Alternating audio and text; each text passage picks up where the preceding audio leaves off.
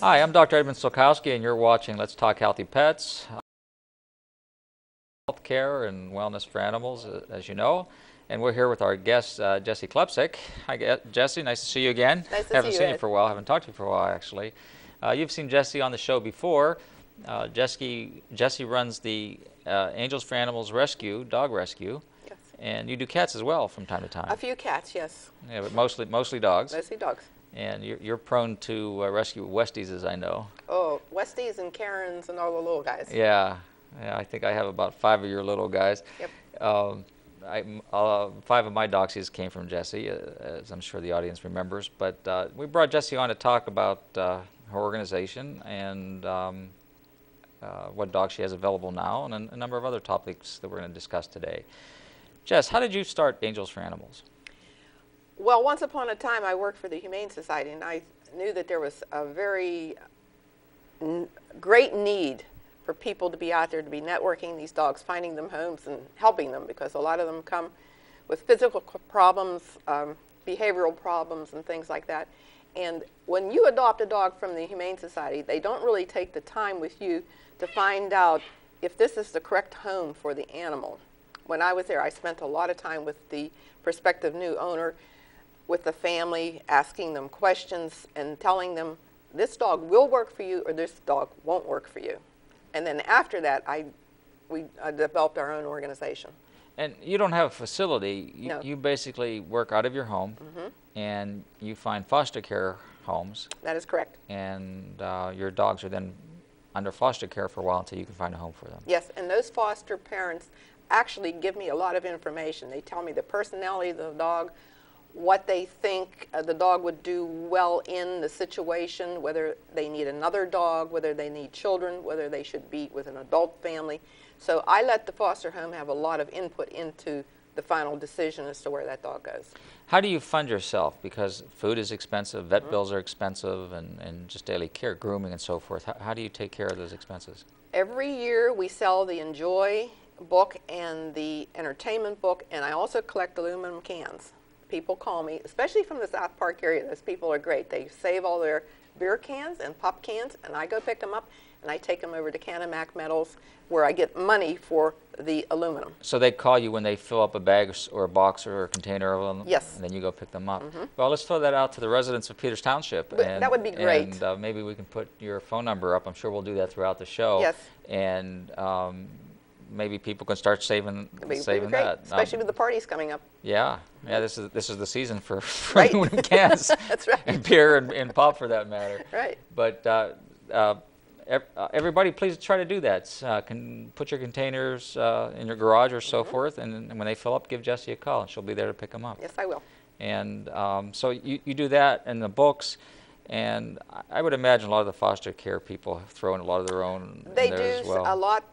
They do feed the dog. They take care of it. I take care of all the medical expenses, the shots, the spay or the neuter, and any extraordinary medical expenses. We did have a dog this year. We put $2,000 into her ears. It was a Cocker Spaniel, and she had, actually, it looked like cauliflower coming out her ears. Bottom line was they had to cut those tumors out, take the ear canal out and the eardrum, sewed it shut, and she's deaf. But thank God we found a wonderful home for her. Yeah. Yep. When somebody says, I'd love to have this dog, you of course screen them in a sense. Yes. And we're going to talk about that. But do they buy the dog for you, or is it a donation? It is considered a donation. So you have a set fee? Every dog is different depending on the medical expenses. Some dogs I do have to pay for because I do get them out of puppy mill situations, and we do have to pay a certain fee for that. And then with the vet expenses, we pay for that. So you're not making a profit on these dogs. You're basically just trying to continue your goodwill. Yes. And try to fund it that way. We do add a little bit in to pay for the next dog, because, like I said, this dog that cost us $2,000, there wasn't funding for that. So then we had to do some extra fundraising. In order to pay for Yeah, that. And if somebody just wanted to donate money to Angels for Animals, they're able to do that? Yes.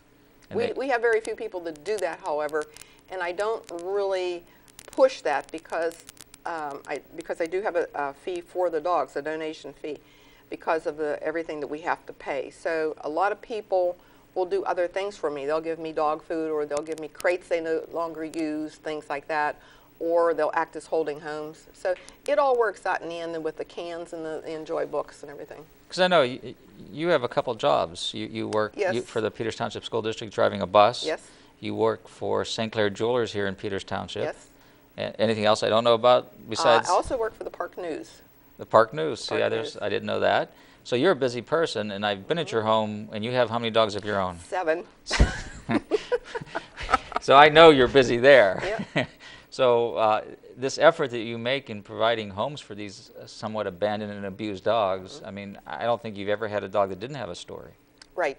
And so your compassion is wonderful, but Thank your you. effort is out there, and you're doing a wonderful job, because there really isn't any financial reward. No. It is emotional reward, I would imagine. The reward is when the owner calls and says, "This is a great dog. I love this dog. He's working out," and that's the reward. Where do most of these dogs come from? Okay, we have puppy mills. People go into nursing homes. Their families no longer want them. Well, let's talk about puppy mills. Okay. Uh, Puppy mills / breeders. Now, there are some breeders that I don't consider puppy mills because they're very good. They have a nice facility. They do maintain their dogs. But a lot of the puppy mills are not good in the fact that they raise too many dogs. But it's a business. That's what people don't understand. It's a business, bottom line. It's a business, and it's really a unmonitored business, because there are so many and there are so few government employees that actually investigate these You're right. puppy mills. You're 100% right. And a lot of them operate without anybody watching, without any oversight whatsoever. And they operate in a country, and if they're ever found out in countries, usually, you know, in the countryside, they're not in open view of everybody. And they're somewhat abusive to the animals and neglectful. I mean, Yes. I see that all the time. And you see dogs that come in totally underweight, or with infections in their ears and their eyes, and caged animals that have never even stepped foot in the grass. They're on concrete and in cages. That is correct. In fact, we had a Westie. The family told me it actually took that dog about 1.5 years before she would go into the grass to do her business. She did it right on their concrete driveway, and they were so happy the day that happened. Yeah, because that's all they know. That's all they know. And I've experienced that myself with with a couple of the dachshunds that I've taken Yep. from you, and they only knew concrete. Right. Didn't know what grass was. That's right. No. And were so afraid that when you would even go to pet them, they cowered. Right. Because they were used, when a hand came down, it was probably to smack them. And so you know, I've experienced that myself.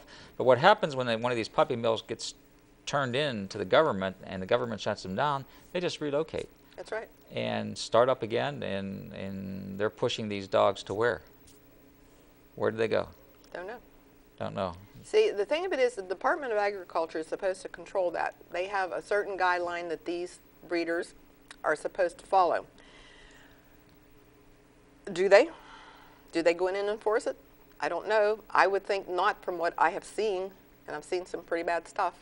And Pennsylvania actually is one of the big states in the puppy mill business, especially around York and Lancaster. and West Virginia is, Ohio is, Kentucky. Yep. All these little rural areas that have the basically hiding places. And I know that you have contacts with some of these, and they'll put the dogs down if they're not breeding properly, or if they have a medical problem that's going to cost them money. They don't bother to That's right. to pay for that, and you'll intercept. But the people that do that for you don't expose these organizations, because for that very reason, that they'll stop providing the dogs and end That's up right. letting them loose, or putting them down, or relocating to another area. Bottom line is they'll take them out and shoot them. Take them out and shoot them. Yep. Yeah, you know. So you're almost. It's a catch-22. Yes. You basically can't shut them down, because you know you're not going to. Right. And they'll just clam up and not provide you with these dogs that you're willing to take in and take care of and provide a home for. Bottom line is people should get out there and really support these laws. They should complain about what goes on. There should be more control over the puppy mill situation things.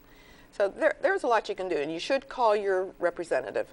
your local representative, and tell them how you feel about the puppy mills or the breeders. Yeah. Now, there are a couple local breeders that they do turn over their dogs to me when they're done with the breeding process, but these are nice dogs, especially the Westies, as you know. And that person is very good with the dogs, and I do get a lot of them. My little Tucker, that was Yep. the same situation. She was done breeding with Tucker, Yes. and he's a baby doll. Yeah. Absolute little baby doll. You could have 10 of him. You know. Right. Not that I want 10 more, but you can have 10 of him. But yeah, so you get them from puppy mills. You get them from people, as you mentioned, that can't Yes. take care of them anymore because their own physical health is degrading. Or the parents die, the families will call, we don't want this dog. I take a lot of those. Lost and found. The one we're going to talk about in a little bit here, he was found. People throw animals out of cars. Well, you know what? It's so amazing that happens, or that they find a dead-end road somewhere in the country, and Yes. they just open the door and let the dog out. That's right. And this dog then has to fend for itself. A dog that probably was getting food. I mean, it wasn't going out and catching its own food.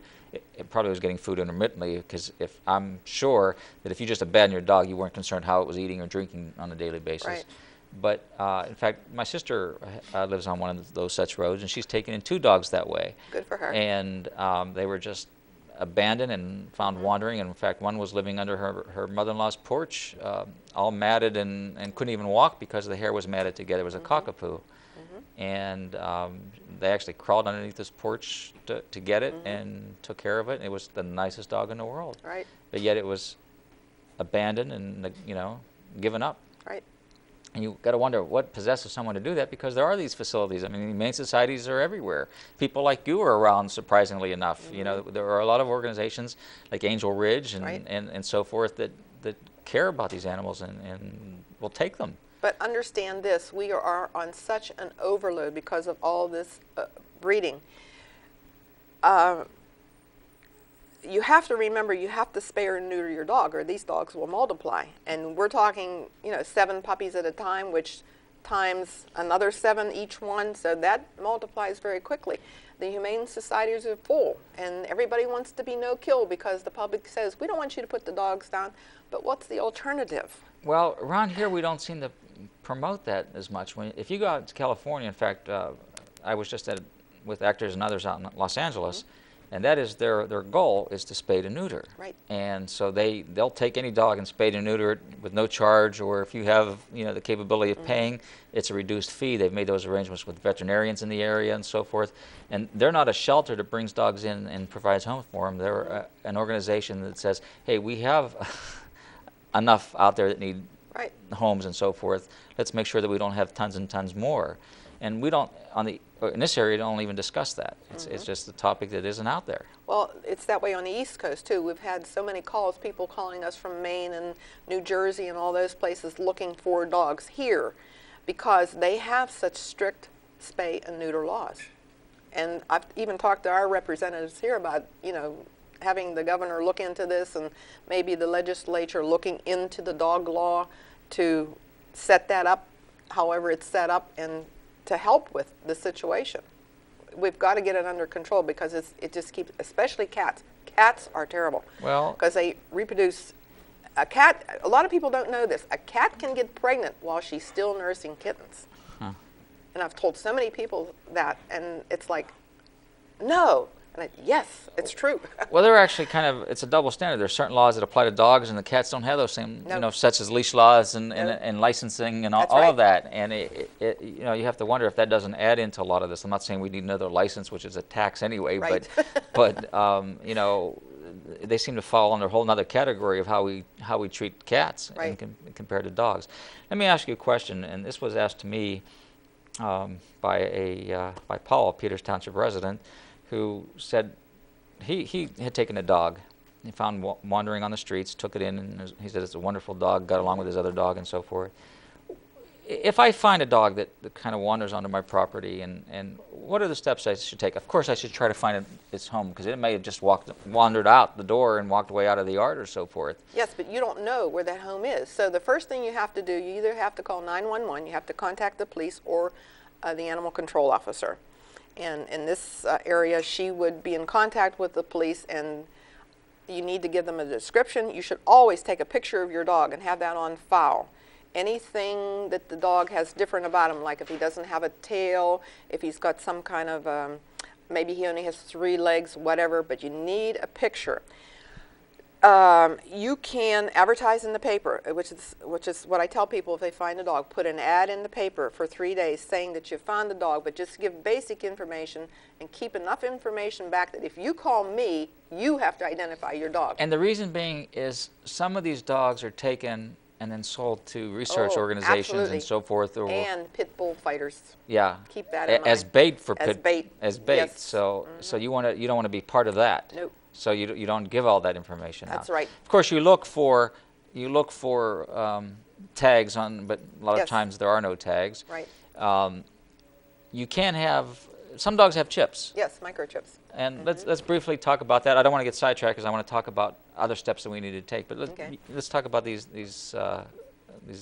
microchips. Okay, the dog is embedded with a little chip normally in his shoulder, and it will come up with a scanner. Now, most vets have a scanner, and all the humane societies have a scanner, and I have a scanner, which is electric, or it's battery powered, and you take it over the dog, and it'll immediately come up with that number on the chip.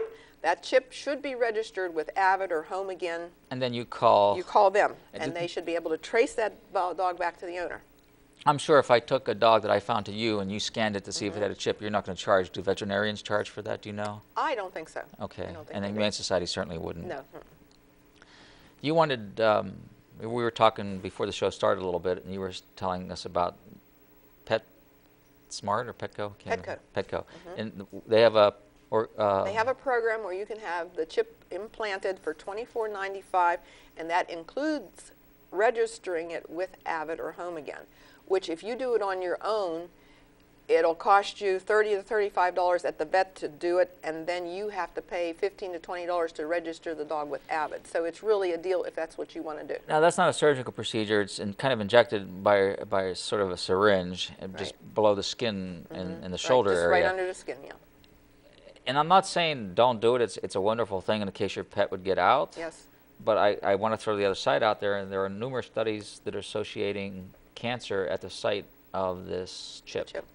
So I think it's something that there's pros and cons to it, and you need to actually look and investigate it and talk with your veterinarian and do some research on your own to see what these cancer findings are associated with this microchip.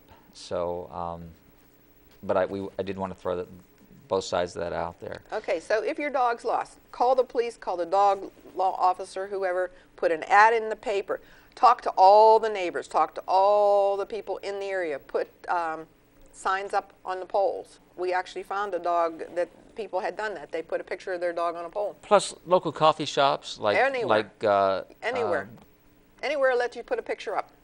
McDonald's, any of these places. The more you network that, because you only have 48 hours. The law says if I find a dog, I only have to keep it 48 hours, and then it's my dog, and I can do what I want with it. So if I want to destroy it, if I want to rehome it. Is that right? See, yes, I didn't know that. So, so you then become owner of that dog? Yes. Amazing. Yes. So immediately, and take your physical body to the Humane Society and look for your dog. Because if you call them, you're describing what you think your dog looks like, and they're interpreting it as to what they think the dog looks like. I had a friend in Cleveland who lost his dog. His dog got out. It was a big German Shepherd, and he called the local Humane Society, and they said, no, we have no dog like that. And they, in fact, had the dog for 3 days. Yeah. And he took a walk over. It wasn't far from where he lived, and found his dog. Yep. And it was the third day.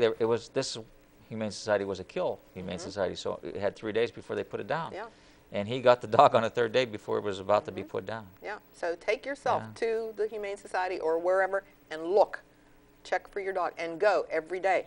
Okay. Don't depend on them to tell you. Let's talk about a couple scenarios here. If I want to keep the dog, what should I do? Well, should I take the dog to the vet? Oh, yes. Have the dog looked at? Yes, because the law requires proof of rabies. You don't know if that dog has had rabies because you found him. So you've got to start from square one. Now, There's another shot called the 7-in-1, the 6-in-1, the DPHL, which is parvo and all that other stuff worked into that. If I find a dog and it's an older dog, I don't redo that shot because several vets have advised me we're giving too many shots to our dogs and we're killing them. Absolutely. By law, you have to have the rabies. So by law, the rabies shot is required every 3 years. Every 3 years. And no boosters in between. No. Yeah. So you have to do that. And you can take the dog to the vet to have a general checkup to see. Always a great idea. Yes, and they check everything, you know, to see if there's a problem with the dog. Some people will dump the dog if it's sick. If it has a handicap, they'll dump it if they no longer want it. Explain what you mean by dump it. Throw it out of a car, take it to the woods, dump it, drive away from it. And they leave it. They abandon it. Okay. They just get rid of it. So it's great to get that dog to the vet to have a checkup and have a look at it. Yes, absolutely. Okay. What if you don't want to keep the dog? What do you do then? Try to find it at home. All right. So you call up and say, "Hey Mary, I have a dog here. You want it, or do you call somebody like you, or do you go to the Humane Society?" Most people will call a rescue or the Humane Society, who has my number, and they give it out, and people call me. I had a lady call the other night. She found a nice dog, and I told her I don't have a facility. I rely on holding homes. If she can keep the dog, send us a picture. We have a site on petfinder.com that shows the dog, so people look at that. They call me, and we can help network the dog that way. So you don't have your own website, but you use Petfinder, and it has all your contact information. Yes. And so if somebody wanted to get a hold of you and they don't have the number off of our show here, they can. Right. Well, of course, they could always contact me, but absolutely. But they can go to Petfinder and find your information there. And you've been doing this how long? How many years? 13, 14 years. Do you have an estimate of how many dogs you've found homes No, for? I really should have kept track, but I didn't. But it's been a lot. Different situations, good, bad, indifferent. You know, just really. The thing of it is, the drive is there just to find a dog a good home. So you don't really keep track of all the statistics, you know. And there's only me to keep all the paperwork. So yeah, it's, and it's it becomes difficult. Yeah. And of course, you have a wonderful husband, Pete, who doesn't give you a hard time about all this stuff. He's a dog lover as well, I know. Yeah, he is. But he certainly has put up with a lot with all these Yes. dogs coming and going, Yes, he has. and people Well, coming and the going. thing of it is, see, Ed, when a new dog comes in, he'll always say, "What's the story on this one?" So you have to make it really sound good. So then he's okay with that, and then, you know, the dog can stay for a while till he gets a home. Yeah. That's the secret there. Yeah, Pete and I have had a couple of conversations about that topic. So, but I can imagine. Anyway, so we contact you, and I've taken one of your dogs, and you do a follow-up. Oh, yes. You're doing a little interview. Oh, yeah, we interview everybody on the phone, and you'd be surprised what people will tell you. You just have to listen. You just ask certain questions. But we do call the vet. We do ask for a vet's name, and we call them. If they're fairly close to us and we can do it, we do a home check. And I have people in other areas that will go in and do home checks for us, too. And like I said, the holding home has an input into this, but we have the people come to us if they have kids, another dog or two dogs. They all have to come. We have to see how everybody gets along. So, and then you listen to what people say, and then it's a decision. Like Carol has the dog, and we'll sit there and we'll talk. And I've always told my holding homes, if you don't think this is going to be a good situation, say, "I don't think this dog is going to work for you." And that is our red flag that we don't want the dog together. There are some organizations that, if they have kids under a certain age, will not release a dog to them. You're not like that. I do. I do require that most of the kids be school age, like 6 or 7. Okay. Yeah, because little kids have a tendency to pull the dog's ears and tails, and then the dog will snap, and then a death sentence to a dog is the dog bit somebody. Yeah, absolutely. You know, and it's not always the dog's fault. Because the first bite you can pass on gets a pass, the second one kind of doesn't, and they have to be reported to the state, and the state follows up within a week with a letter and a phone call, and yeah, and a lot of nice dogs have been put down simply because of that, and it's not really fair to the dog. So there's a catch-22 there where you really have to make a decision, and that's why we put them into a holding home to see the personality. So you do your investigation, then once you say, okay, I think this is the right home for this little dog or so forth, or this big dog, and then you have paperwork that's signed that says... Yes, there's a contract. That you're They get a taking 2-week trial period. We keep in touch. If there's any problems, they can call me or the holding home, and we try to resolve the problems. And then if at any time they don't want the dog, forever and ever, the dog comes back to us. 5 years down the road, the dog comes back to you Yes. if they don't want it. And that's really a good thing. Right. You know. Have you had that happen very much? Not a whole lot, but we have had a few come back, yes. And then you Rehome them. rehome them and everything works out fine. Yes. Yeah. So far. Yeah, good. I have to ask you now, what is this that I'm looking at that's on your table? This is really going to blow some people's minds. We had a couple in Peters Township call us this summer, and it was a friend of mine, and she called and she said, "There's a dog in my yard. What am I going to do?" Because they're not dog people. I said, "I'll be right over." Well, this little dog, there was a little dog in this hair, and it turned out to be a poodle. His name is Spot, and you can certainly show the pictures on TV because we scanned those in when I came. But do you see how thick this hair is here? Yeah. This was in the mid of this hot summer. This is like wool. There's Spot on the screen now. Oh, look at him. And there's another Dixie. She was one of our Westies. But Spot had all this hair on him, and it was, as you can see, it was all dirty and matted and everything. So Cindy came over and she groomed Spot, and Spot had a microchip in him. I traced the chip all the way back through Kansas to where the chip was originated to Monroeville Petland. They said the dog, and they described the dog. They gave me his litter number, his number. They told me he was a male poodle. They gave me his birth date, but the chip was never registered. Whoever bought the dog did not register the chip, so I couldn't trace it back. But in looking at the condition of Spot, what do you think? Yeah, Spot was on his own for a while, not being Spot taken care of. was not taken care of. Yeah. Dogs that have to be groomed, you need to be there every 6 to 8 weeks, especially poodles. So I'm surprised you didn't call him whole or something there. Well, that was the big Spot. But that's what the hair looked like. It's just like shearing a sheep. That's exactly what it looks like. So what happened to Spot? There he is Spot? on camera now. Yeah, that's myself with Spot. And where's Spot now? Spot got a home. I had a gentleman call, and he said he needed a companion dog for his dog, and he had seen Spot on the internet, and he said, "I want a dog that looks like my dog." And his dog, if they will throw up the picture, you can see he's black and white too. So the man called me probably half a dozen times. He was persistent. So he brought his dog over and his sister, and they spent some time with the dog, and I said, "Okay, seems everything's in order." So he took him home. He called me back and he says, "Boy, am I glad I was persistent. This dog is wonderful. Yeah. I love him. They're getting along fine. Everything is going so well." So Spot has a wonderful home. It's fantastic, and the dog I know is probably in love with his new home and, Yes. his caretaker Yes. and his companion friend now, and so they become so appreciative Yeah. when they've gone from one lifestyle They do. to a caring one. Yes, they do. And you see it. I mean, you Yep. see it in their eyes. It's absolutely amazing. You know that. Yeah, I know that. Yeah, I absolutely do. Yes, Well, we do. we're going to be taking a little commercial break here, Jesse, and then we're going to be joined with Carol and one of your current dogs that needs a home. Okay, great. All right, we'll see you in a few moments. Please stay tuned.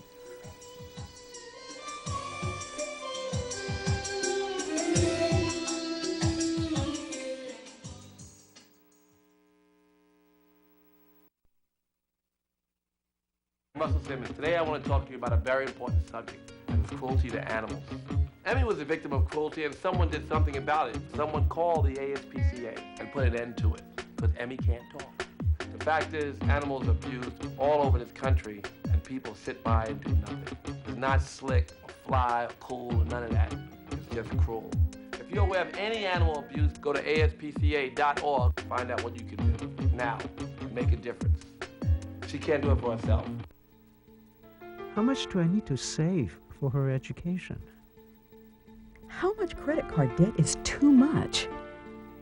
No matter who you are, making informed decisions about what to do with your money will help build a more stable financial future for you and your family. Take charge of your financial future. Visit our website at federalreserveeducation.org or call us toll-free. There's a lot to learn about money. Crohn's disease and ulcerative colitis affect 1 million Americans by attacking their digestive system. Our son Marvin is one of them. As a mother, I know the devastating pain and suffering these diseases can cause. The Crohn's and Colitis Foundation of America is searching for the cure and empowering patients through education and support. For a free booklet, contact us at ccfa.org. Help us cure Crohn's and colitis. You don't have to knock yourself out to prevent diabetes.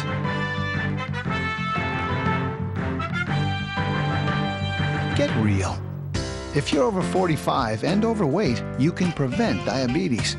Lose 5 to 7% of your body weight, get 30 minutes of physical activity 5 days a week, and eat healthy. Take the first step. Talk to your healthcare provider. Prevent diabetes.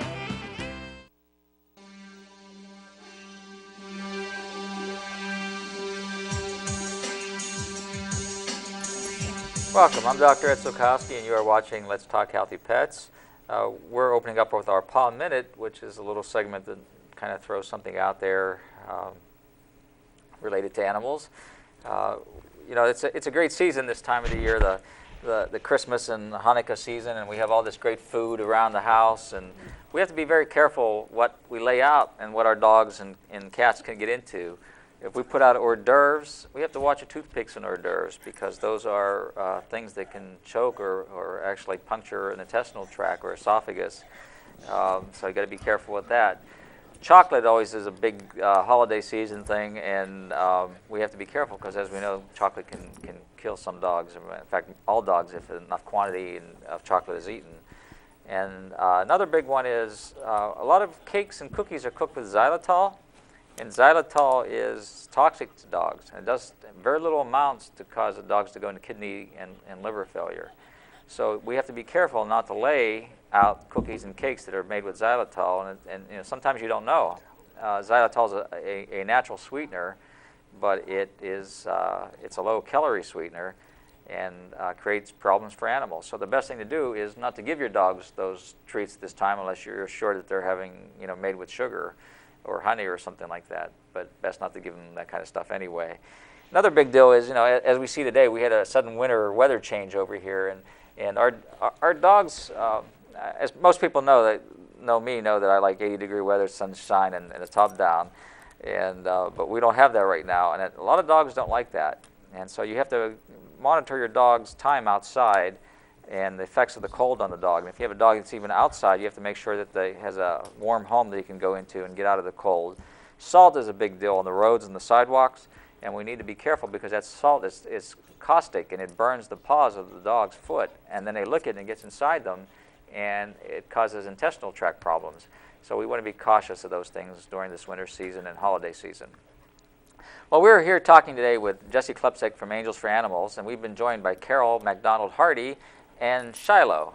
And Carol, you've seen on the show a couple times before in the past years, is a big animal lover. Carol's from the UK and lives in Peters, and she has a number of dogs of her own, but she's a foster mother for a number of dogs from time to time from Jesse's Angels for Animals. That's right. And so we have Carol on here and Shiloh because Shiloh is one of her foster dogs at this time. And how many do you have now, Carol? Well, I have 4 dogs of my own, and at the moment I'm only fostering Shiloh because she's needing quite a lot of care at the moment, and she's very lively, quite a handful. As we mentioned prior to you coming on, most of Jesse's dogs have a story, and they generally have good, happy endings, and that's thanks to Jesse and people like you.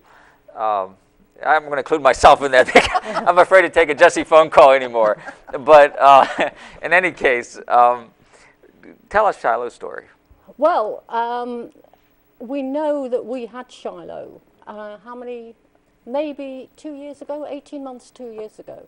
She came to us. I don't know if Jesse's filled her in, but she was actually thrown out of a car on the highway. And witnessed by somebody who picked her up. So, presumably her owner, whoever. Threw her out. Yes, threw her out the car on the highway. Whoever was driving behind the car obviously saw this incident, stopped, picked her up, and brought her to Angels for Animals. She subsequently went into a foster home. It wasn't me, but I do remember her because I actually picked her up. I did taxi service with her from the vet. And she went to our other foster home, and she was adopted. you know, we thought very happily to another home. And from then on, we don't really know the exact story, but these things happen. She was given up. We don't know whether she was passed on to another family.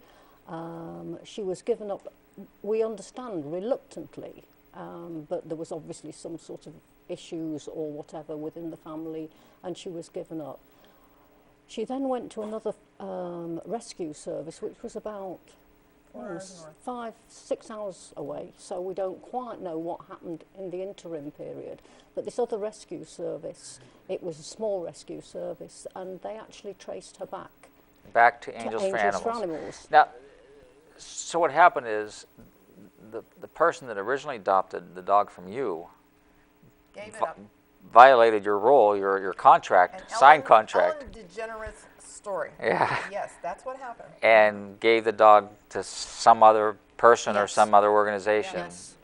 And they in turn gave it to another organization. Which is almost like hard to imagine because you have that clause in there that states, even my first rescue that I took from you, it was, you know, you doesn't work out, we want her back. Yeah, and I exactly. just signed it Yeah. and so forth. But the lady that took her from Pittsburgh sent her to another rescue, and that lady looked at the papers. But the big thing there was this dog was sick. She was skin and bones, as you know. And that lady said, well, I cannot afford to fund the medication or the vet bill for this dog. So then she picks out the paper and she sees my name and number and she calls me. And she said, this dog is your financial responsibility. That's how it all started. So then I said, well, take her immediately to the vet up there. I called them, gave them my credit card number, and I authorized, you know, them doing some work. They did a blood workup, couldn't find a thing wrong with the dog. So we made arrangements, Carol and I, we drove 2 hours, they drove 2 hours. We picked up the dog, and I had it set up with a friend of mine here who's a vet. We were going to do all kind of testing. But in one day, Carol called me, and she said, what they told us she was doing, she is not doing. And I said, really? So we took another day. Dog is not doing all this throwing up and everything. So we said, well, let's just wait for a week and see what happens. So then I called Cheryl, the vet, and I told her, and she said, well, let's just hold off. Keep feeding her what you're feeding her so that it's a sensitive stomach dog food and see what happens. Well, it was a long time, and Carol said, this dog's not showing any signs of throwing up. So we thought, well, what's going on with this dog?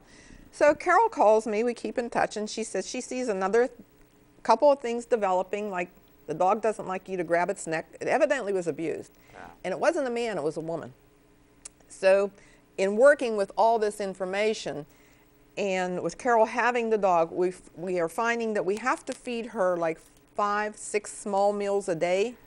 Well, you and I have talked, yes. And we're working on getting the dog's intestinal tract in health, and, right. and that's probably a big factor, yep. as the intestinal tract is totally out of whack. Exactly. And I think that as you start to see these improvements over time, all these issues will cease. Right, but we were stumped. We didn't have a clue because the woman said she throws everything I feed her, she throws up, and she's getting to be. She was a skeleton when we picked her up. Yeah, but she's on the improving. She's looking a lot better today, even though she needs more weight. She does look a lot better. And she is such a friendly dog, not afraid of women, obviously. No, you know. She loves children. Loves children.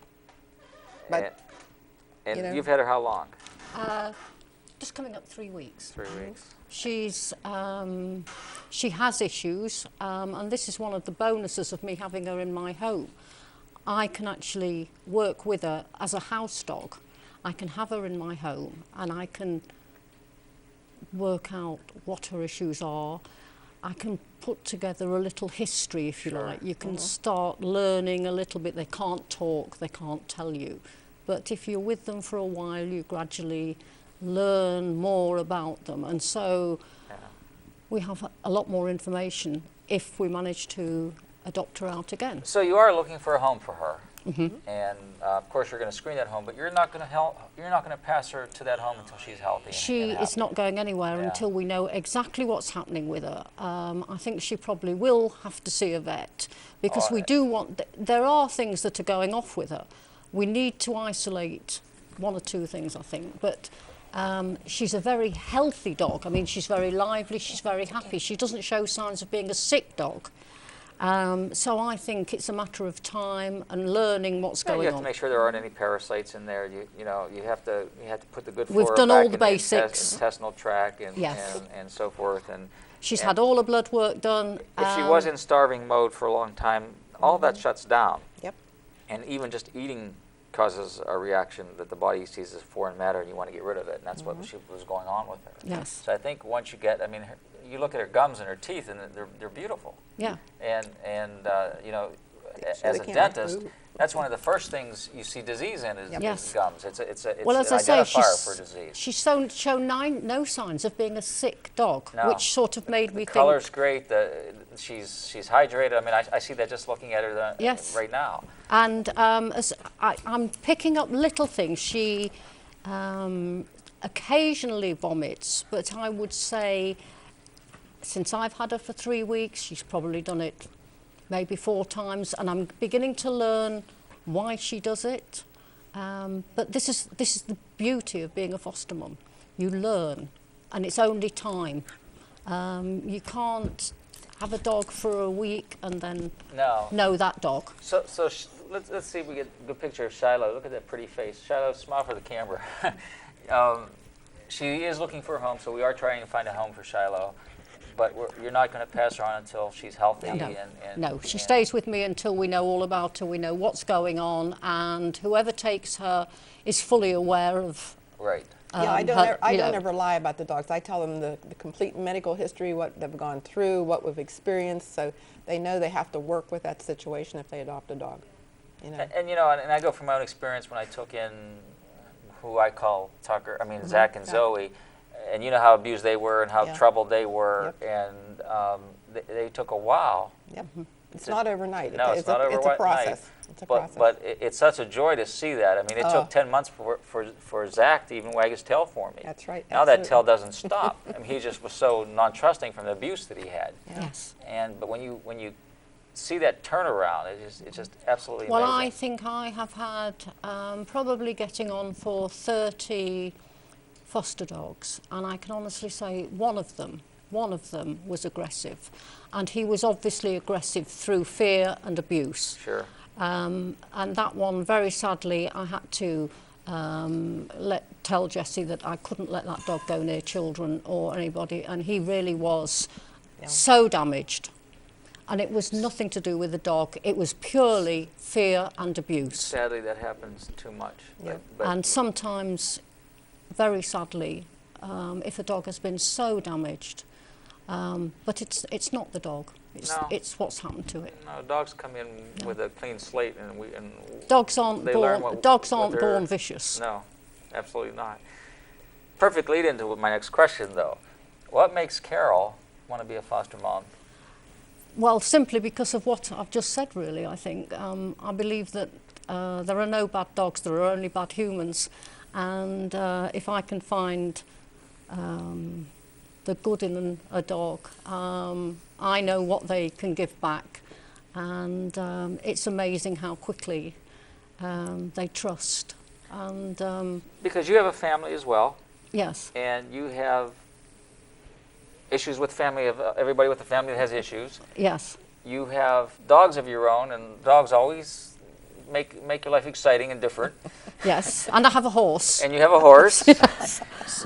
So here you are, busy. I just love animals. I've always loved animals, and every dog that I can. I mean, there are so many dogs out there that need help, and it's a drop in the ocean.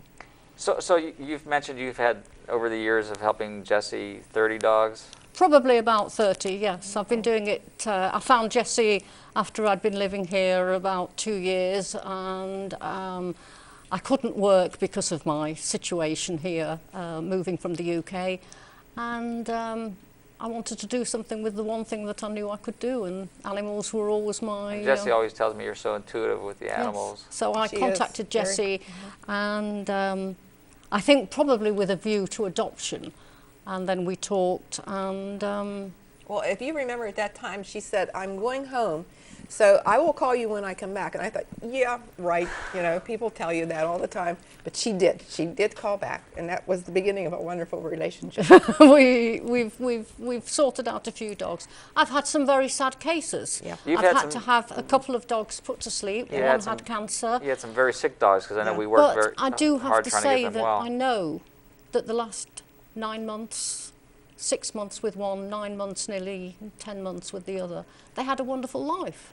They loved being with me. I loved having them. Absolutely. And we and I know it's tough save for you them. to give them up when they find a home, because the first dog that I had that you fostered, you called Dash. I call her Yes. Abby. When you brought her to my Dash house, because it went straight under my fence without stopping.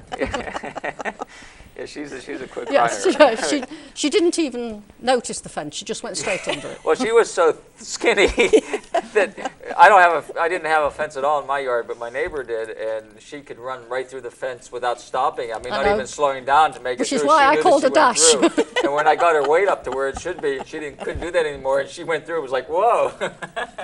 But you didn't want to give her up, because I saw when you went to leave, I have a lot you had of tears. in your eyes. I have a lot of tears. Yeah. And I have a lot of tears. And Abby is just the They're, sweetest dog in the world. some of them get to me more than others. She had to be one of them. But both my daughters and I shed a lot of tears.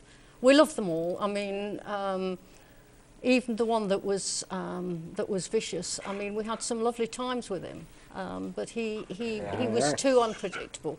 Okay. And they just give back so much. And So if you do find wonderful homes, I think I've mentioned before, we've had dogs put on planes to Florida with their own seat, you know, I mean, its own ticket, you know. Yeah, but was it first class?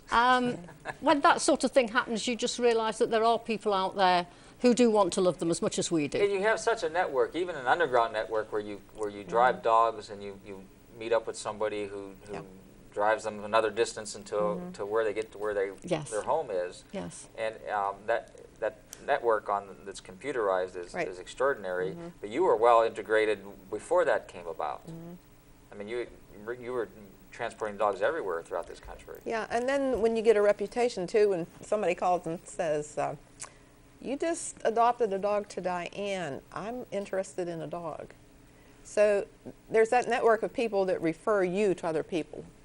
So that's good too. Yeah, absolutely. Word of mouth. Yeah. I know Jesse's always looking for foster homes. I mean, you get in sometimes at certain times of the year, like, for example, Christmas time. I know you're not actively out trying to adopt dogs at Christmas time, and there's a reason for that. Can you tell the audience what the reason is? Too many people call and say, I'd like to have a dog for my mother. I wouldn't like to make it a Christmas present. Red flag, no, we don't do that. If you want a dog for your mother, I must talk to your mother. Because mother will call later and say, I don't really want a dog. My kids think I need a dog, but I don't need a dog. Yeah. I had a lady call me this morning, same thing, and I said, I have to talk to your mom. She said, that's fine. But too many times people will get a Christmas present. Because it's a beautiful idea. It's Yeah, like, especially apple pie puppies. and baseball idea. But then they grow up, and then the Christmas season is over. Plus, you're too busy at Christmas. You cannot devote time to that dog. And believe me, that dog is another child. No, absolutely it is. You have to treat that dog as a member of your family. It's a child that stays about 2 or 3 years old forever. Yes, some of them do. Yeah. I think I'd like to say something there as well. I think something that's very important is if a mum is wanting to buy a puppy or a dog for their child, that mum has to realise that it's going to be mum who looks after that dog. Exactly. January is the biggest time for Exactly. Humane Society and animal rescue people Yes. getting inundated with these dogs Right. that are given up because it was cute thought, Yeah, beautiful at the time. idea at Christmas time, to open up and see the smiley Or we live face in a when that- small apartment and we buy a dog this size and suddenly it's this size. Well, when I was growing up, we rescued a dachshund who people sold their house for going to an apartment, couldn't have the dog. The dog was being put down. They weren't even trying to find a home Right. for it. I get vets that'll call me with situations like that too. It's amazing. So you're not actively really trying to place dogs until after the Christmas season and so forth. I screen them very thoroughly Yeah. around the holidays, yes. Yeah. You know. Now, I know you're always looking, as I said earlier, about finding people to foster. And Carol's telling us why she does it. What makes a good foster mom, foster dad? They have to be committed. They have to understand that they have to treat this dog like one of their kids, one of their dogs. It has to blend into the family. And like Carol said, she works with them to the point where she knows the personality, what the dog needs, whether it needs another dog, whether it will get along with children. There's a whole criteria that we look at. And then we'll give them a dog to try it out to see how it works and what they think they can handle. So you go and look at their facilities as well. Yes. If they have a big backyard Right. or a fenced-in yard Right. or live in an apartment and that type of thing. So you kind of screen the foster Yeah, we parents don't as well. do foster homes in apartments. We don't do that. They have to be in a home. The ideal situation, of course, is always a fenced yard. Yeah. That is ideal. But they have to be willing to work with the dog, feed it, take it to the vet. They have to bring it to me if I need to show it. And they, of course, they have an input into that, like I explained to you. So there's a whole scenario there. And you had mentioned you've lost a couple for various reasons. They People get couldn't foster tired. anymore. They need a break. They get into other things. Even Carol took a break, I think, for Yes, a while. I You were did. moving and you Yes. took Yeah. a break. Yes. I think for me, the reason I had a break was because I'd had a couple of sad cases, the two that I did lose, and I think you do get emotionally involved with them. Oh, There's you do, there's no way you can't have a dog in you can have a dog in your home and then not become Well, you you attached become to their it. all. You're everything to them. And I think I just had a little bit of overflow of tears and the emotional side. And as you've mentioned before, I do have family commitments, and there are times when I'll have to say to Jessie, can we just hold off for a little bit? And she always makes sure that I get a break because she knows that I'll come back to it. Yeah, that's like when I see Jessie's number on my caller ID, I cringe all the time. Because Jessie doesn't call me to foster. She says, hey, I've got this dachshund. Yes, I run into her at the post office. I got this dachshund. You're not being fair because Ed will say, well, I don't need any more dogs. And then the next breath he'll say, well, what is it? I know. Well, I always know when Jessie says, would you like to come with me to pick up a dog? And I say, Jessie knows how to play you, I know. yes. And I will say, where are we picking it up from? Oh, we've got to go to wherever. And the dog's in the back of Jessie's car. And of course, I have to look after it because Jessie's driving. By the time we've finished the journey, I've got the dog. Well, I'm actually ahead of the game. I take my dogs everywhere with me, and they elicit such a response from people. It's absolutely amazing. Well, I always said I would only have small dogs. This one and the one I had previous to this one was twice the size of this one. So, we stretch the rules a little bit. Well, I create this list now of people who said, I'd love to get one of these dogs. If another one comes available, please give me a call. So I have this list that I keep. They specifically want dachshunds because, of course, that's what I have, and that's what they see. And they said, oh, I grew up with those dogs, or I love those dogs, they're the greatest dogs, and so forth. So I'm ahead of Jessie now. I have this list ready to go. So, You brought up a very good point there. A lot of people will call and say, I saw this real cute dog on TV. I want one just like it.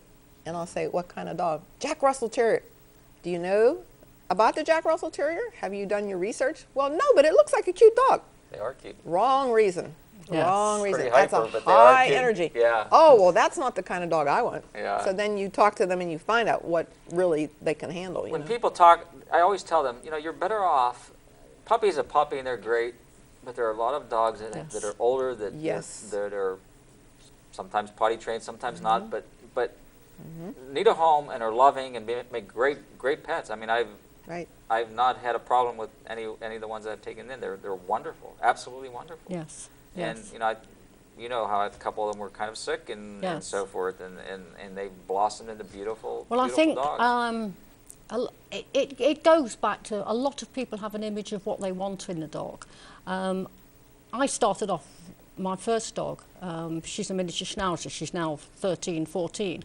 But before I bought that dog, I was in the UK at the time.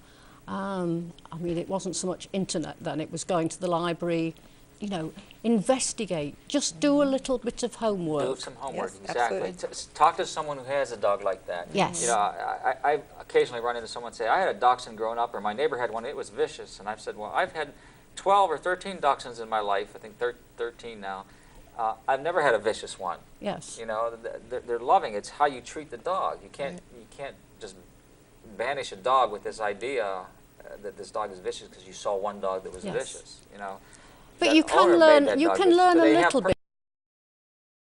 They have certain needs and certain issues, Yes. and those will be thrown right on you once you adopt that dog. Yes. I had an interesting thing happen a few weeks ago. There was someone I know who's, I think he might be 80 years old, might be 82. Anyway, he had a dachshund that died about 15 years old. Broken, it was his child. And he and his wife said, no more dogs, we're 80 years old, and we don't know how long we're going to have, and blah, blah, blah, blah. But he was pining for this dog, he really was. And I made a suggestion after about maybe 2 months of the loss of his dog, maybe even 3. I said, you know what, why don't you look into rescuing a dachshund that's older, 5, 6 years old. And I said, you don't know how long you can live. You could live to be 100. You could, you know, whatsoever. But I said the point is, you can give that dog a loving home, and there'll be people there that will find another home for that dog if something happens to you, if you can't take care of him anymore. And he found 2 dachshunds that he rescued, and he said it just changed his life again. And they're great dogs, and I think they were 5 years old each, you know, and so even age for a human being isn't the factor. You can always provide that love and care for that animal. I mean, I see it all the time. I walk my dogs in the park, and sometimes you see someone with a dog that they just cannot hold, and I've learned how hard it is to hold a dog. She's not big and she's not that strong, but she can pull me over, and all those things should be taken into account. Hey, when I walk 3 dachshunds, they can. If I put my rollerblades on, I think I can. Well, go if you've for a got ride. 6, yes, they're quite strong. Well, you know, it's important to when you decide to get a dog to weigh all these things that we've talked about today, and then go for that dog, and then make the commitment to the dog, because that dog makes a commitment to you. It really does. And don't always think that you've got to have a puppy. No. Because there are a lot of dogs out there that need a home. All the dogs that I've had, I've only had one that was a puppy. The rest of them all have been older, and they're extraordinary. Well, as I can see with time, we're about to close the show. So I want to thank Jesse and Carol for coming on, and look how beautiful little Shiloh is sleeping down there. So thank you for providing the audience this information, and hopefully they will save their cans and contact you. Thank you. I want to wish everybody a Merry Christmas and Happy Hanukkah and the happiest, healthiest New Year. We will see you again in January when it's about 70 degrees. Anyway, happy holidays, and please hug your animals for us. Remember, a healthy pet is a happy pet, or it should be a happy pet is a healthy pet, either way. So thanks again for watching. We'll see you next year. Jesse, thank you.